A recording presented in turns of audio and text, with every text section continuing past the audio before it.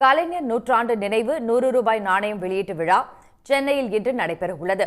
முதலமைச்சர் மு.க.ஸ்டாலின் தலைமையில் நடக்கும் விழாவில் ஒன்றிய அமைச்சர் ராஜ்நாத் சிங் கலந்து கொண்டு நாணயத்தை வெளியிட உள்ளார். திமுக முன்னாள் தலைவரும் தமிழ்நாட்டின் முன்னாள் முதலமைச்சருமான கலைஞரின் நூற்றாண்டு விழா அரசு சார்பிலும் திமுக சார்பிலும் வெகு விமரிசையாக கொண்டாடப்பட்டு வருகிறது. கலைஞரின் வரலாற்று புகைப்பட கண்காட்சி, திரைத்துறை சார்பில் கலைஞர் 100 என பல்வேறு நிகழ்ச்சிகள் நடத்தப்பட்டன. இந்நிலையில் நூற்றாண்டு விழாவையொட்டி கலைஞரின் நினைவு நாணயம் வெளியிட ஒன்றிய அரசிடம் தமிழ்நாடு அரசு கோரிக்கை விடுத்தது. அதை பரிசீலித்த ஒன்றிய நிதி அமைச்சகம் ஒப்புதல் அளித்தது.